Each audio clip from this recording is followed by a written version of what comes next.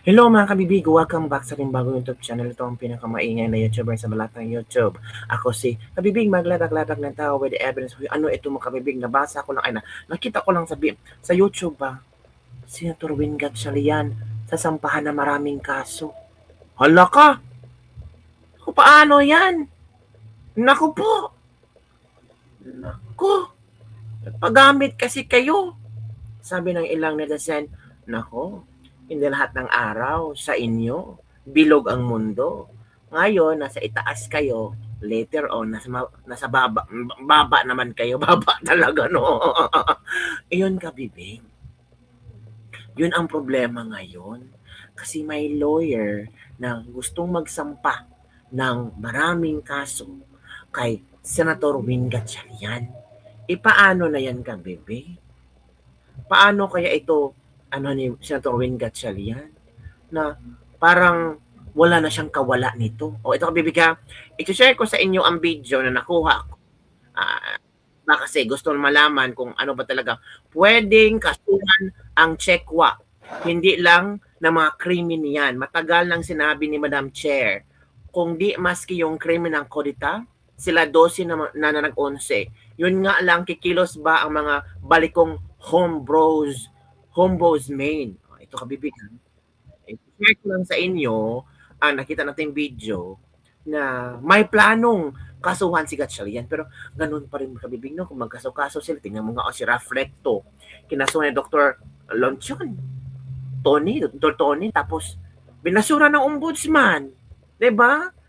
Yung mga taong sumisigaw ng fairness sa hustisya, para yatang sa BBM admin parang binasura, ibasura ka lang. Pero kung sila, ay agad-agad, ang bilis lang. Ito kabibig panoorin natin to ito. Ay, walang buwan. Senator Gatchalian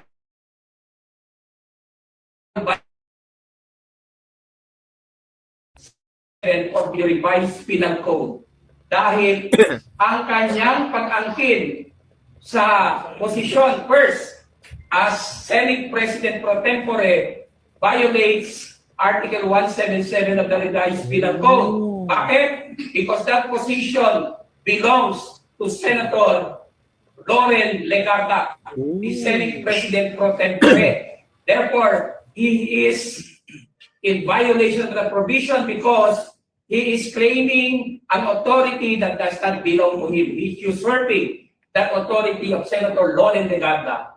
On second point, he is in violation of Article 177 of the revised penal code for exercising the functions of Senate President Alan Peter Cayetano, the Senate President.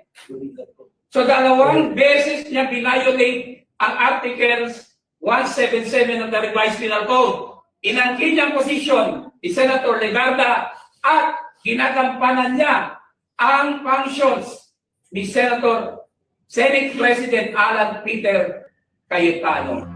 Another, there may be disorderly conduct on his part. Why? Because he knows that he's in violation of the law and yet he persists in his violation. Continuous. Yun po ang aking point dyan. That's why, as a citizen, we might file the necessary charges against Senator Gatchalian. Hala. Naku, paano yan? Kay Senator Erwin Tulfo. He is a nobody. Ako lang siya. No? Let the others do something about him. But ito kay Senator Gatchalian, we will take proper action against this fellow.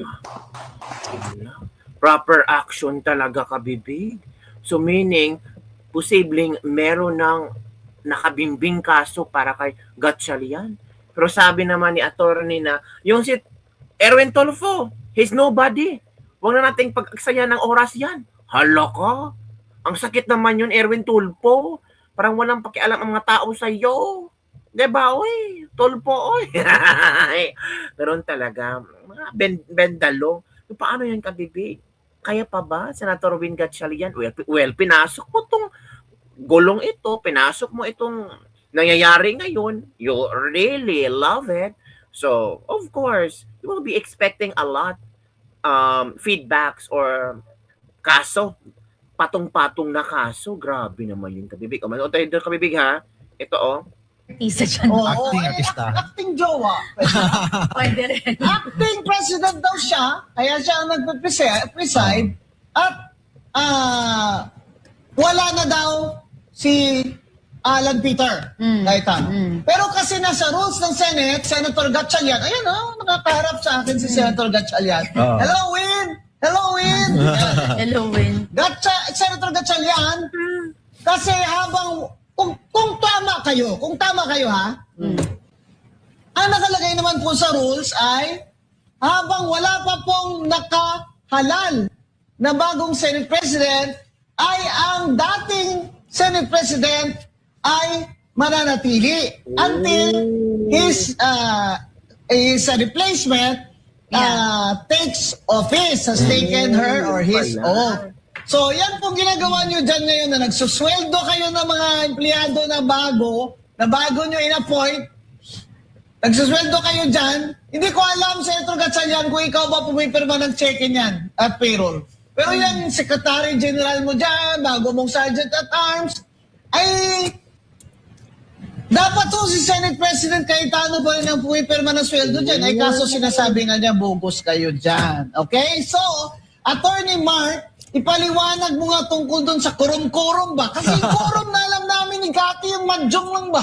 Oh, yes. Ang quorum kasi, ma'am, Attorney Rowena, yung quorum kasi, based yan sa 24. Kasi nakalagay po sa ating saligang batas, there are 24 senators elected at large. At large, ibig sabihin, buong Pilipinas, ine-elect yung senador, 24. So, 24 divided by 2 is 12. Plus 1, 13. Oh, yan. So, Grade 1 yan. 13. Sabi nila, 22 daw kasi si Senator Bato, hindi daw makita. Tapos si Senator Jinggoy, nakakulong daw. Nag-base sila sa yung Supreme Court decision na 1949 decision na Cuenco case. Abilino versus Cuenco. Hindi pa sila tao nun, di ba? So, yung Abilino versus Cuenco is based po yan sa 1935 Philippine Constitution. Hindi yan based sa 1987 Philippine Constitution. Exactly. Kung basahin mo yung Cuenco case, ang majority doon naging 12 kasi yung isang senador, walang jurisdiction ng Pilipinas. Sa Amerika. Kasi nandun sa ibang bansa. Sa bansa. Senator Tomas Beyond the Montesor. Yan. So, Beyond the reach. yan. So, ang tanong dyan, is that provision or that jurisprudence applicable ba kay Jingo Estrada at saka kay Senator Bato de la Rosa? Very clear, hindi. Bakit hindi? 24 pa rin ang senador. May isang argument dyan na si Jingo Estrada daw suspended under the plunder law. Pero buhay pa siya, no? Hindi man siya namatay, no? Yeah. Hindi pa suspended si Jingo Estrada. Hindi pa suspended. Of course, mandatory ang suspension kung valid ang information. Which in this case, kini-question pa niya sa Sandigan Bayan kung valid ba Pending pa. yung information. So hindi pa siya matatawag na suspended. Suspended. Granting na suspended siya, it will not affect the number of senators. 24 pa rin. Kasi the word suspended, temporary in nature. Hindi naman yan Dapat namatay. namatay. Yun yan. Namatay, nag-resign. Permanent. Incapacity. From the word suspension, temporary lang. Ang ibig sabihin ng suspension, hindi mo lang ma-function ang duties mo, but it will not affect the number. Dahil sa mga circumstansya na wala sa control mo. Kagaya ni tama. Jinggoy, di ba? Tama yan. Hindi lang yon, Attorney Tolentino at saka Mama Bing, no? Kasi una, sila na rin mismo nung nag-roll call sila, 24 ang tinawag nila. 24. 24. So, hindi nila pwedeng maitanggi yun. Sino na ba yan nag-roll call? Yung sekretary, ano yun? Si Mrs. Garcia, Attorney Garcia? nag-roll Asawa call. yan ni Chairman George Garcia ng Comelec, di ba? Yes, oo. Pinomote siya dyan, siya nag-roll call. Siya nag-roll Abay, call. thank you naman, Attorney Garcia. At tinawag mo pa ang pangalan ni Senator De La Rosa at ni Senator Jingo Estrada. So, 24. 24 pa rin. So, hindi siya ma-applicable yung Abilino case. Sabi nila, Exactly. kasi daw, hindi na daw nakita si Bato, hindi daw pwede mag-perform si Jingo At Estrada. saka nakalagay sa ang quorum, saan nakalagay na batas? Nakalagay po yan sa ating saligang batas. But may isang Supreme Court decision na nag-explain anong ibig sabihin ng quorum. Yun. This is based on the decision ng Supreme Court about quorum ng mga konsyal. So, yes. in-explain po nila, Anong title? Yung Zamora versus Caballero, ay, the 2004 case, nakalagay doon na yung suspended konsyal ba, hindi ba pwedeng i-consider ba sa pagbilang ng quorum? Sabi ng Supreme Court, yes, i-considered pa rin kasi he is still elected and qualified. Hindi naman siya na-remove, hindi naman siya namatay. Same also with Bato de la Rosa and Jingo Estrada. They are Hindi pa elected. naman siya suspended They're elected, they are qualified. And third, Jingo Estrada, hindi pa suspended. Ang palaging sinasabi nila, yung plunder law na mandatory daw ang Hindi suspension. pa nga na-convict eh. First, hindi pa suspended si Jingo Estrada kasi hindi pa na-determine ng court kung valid ba yung information or complaint na final doon sa Sandigan Bayan, which pending pa ngayon sa Sandigan Bayan. Granting na suspended si Jingo Estrada, he is still qualified and elected senator. Oo. Hindi pa siya removed. So therefore, counted pa sa 24. Exactly. Oh, yan, Manipulated nga to. Ang nakakalungkot dyan is kung sino pa yung matatawag nating mga supposedly legal luminaries, sila pa yung nagbabali ng batas. So dito tayo sa facts. Bend the law! Bend the law, If diba? you remember, Attorney Rowena, yung sa May 26 na hearing or session sa Senado, nag-walk out yung mga sila 11. nag-walk out sila Oh. on the ground na wala daw quorum, Oh. ang 12. Oo. Ngayon, pag after May, June 3, sa 12 sila. 12 sila, may quorum na daw. Oo. So bakit sa May 26, ang 12, nag-walk out sila kasi walang quorum. Ngayon, may quorum na sa June 3. Ano ba talaga? Kuya! So ang quorum, Meron ba 12 o hindi?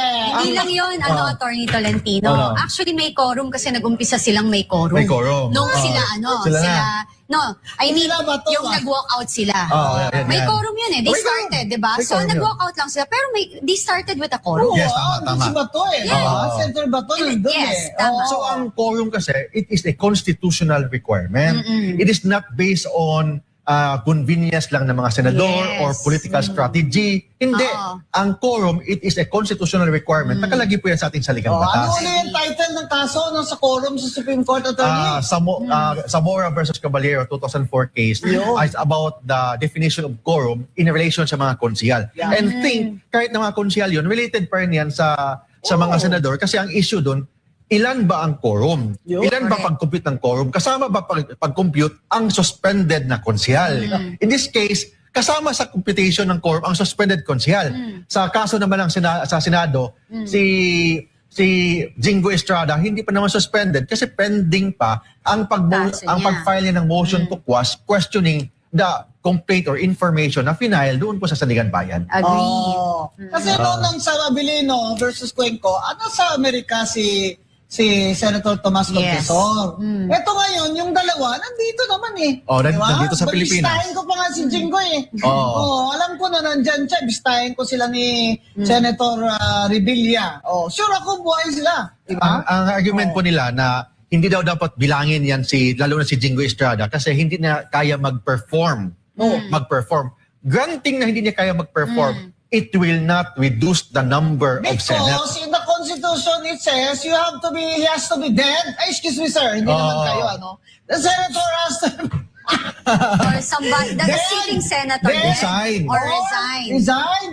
Oo. Wala namang death, wala namang resignation. Kasi nalito sila sa word na suspension at saka termination. Suspension by law, it is temporary in nature. Hindi naman yan permanent. Exactly. So ibig sabihin, kung granting na masuspend si Jingo Estrada na 1 buwan, 2 buwan, or 6 na buwan, Makabalik ba siya? makabalik pa siya kasi temporary.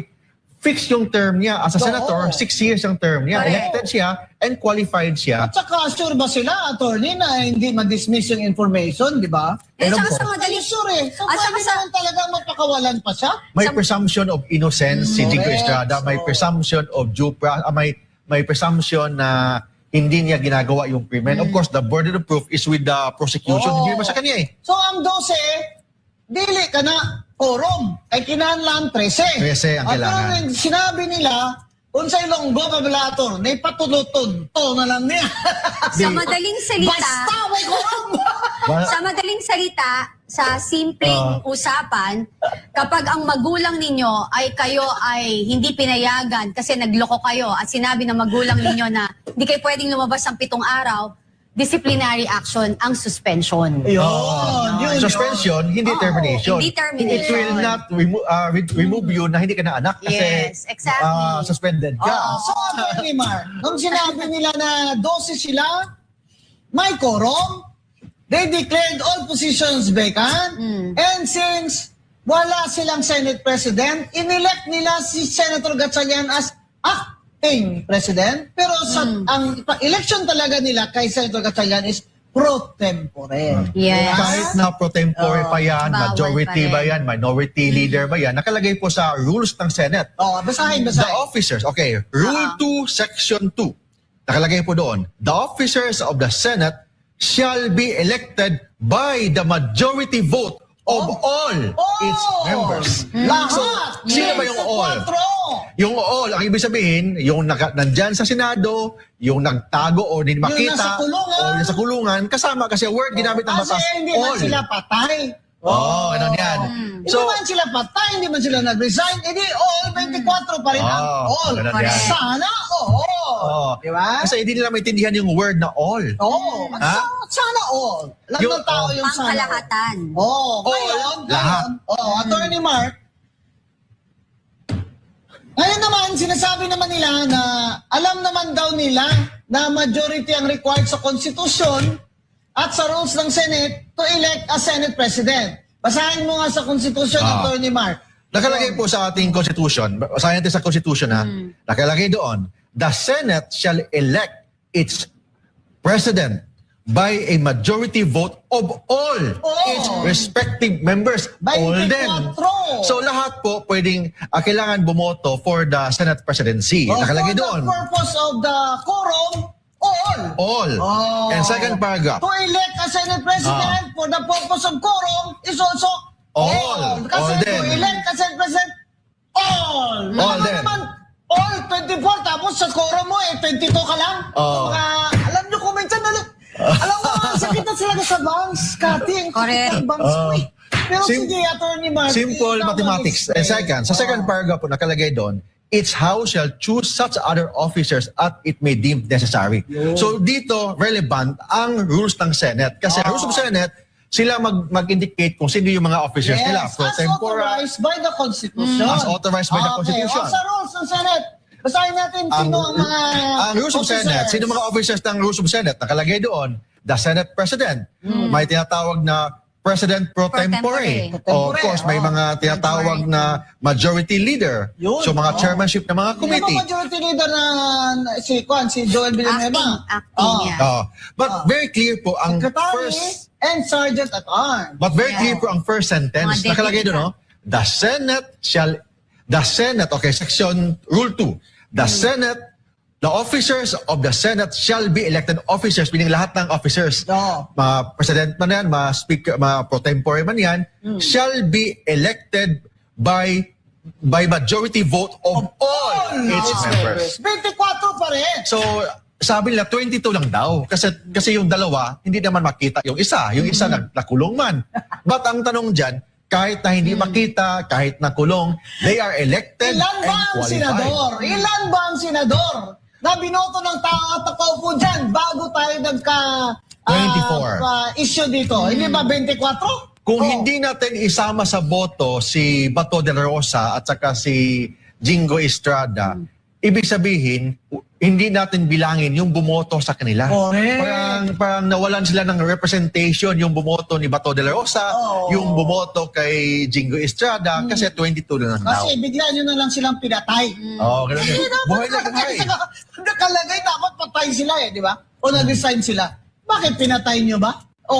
Ang ibig sabihin po ng quorum po, hindi kasi based yan sa convenience natin, kasi gusto natin 12 lang, 22 lang. Gusto nila. It is a constitutional requirement. Ayan, klaro-klaro Kung gusto po ninyo na maging 22 ang mga senador, baguhin po ninyo ang saligang batas. Correct. Habang ang batas nandyan, ang ating constitution nandyan, sundin po natin yan. Nakalagay po doon, 24. Klaro ang konstitusyon, klaro na ngayon ng rule. So anong ginawa ng Gatchalian, Risa, Tolfo? Yung ginagawa po nila, with all due respect sa kanila, kung may respeto pa tayo naiiwan, Ooh. may tinatawag tayong parang usurpation of authority. Yun, Yan. under the revised penal code. Yes, usurpation of authority It's a yan. crime. It's a crime. Yes. And second, yung mga ginagawa nila, pwedeng grave abuse Ooh.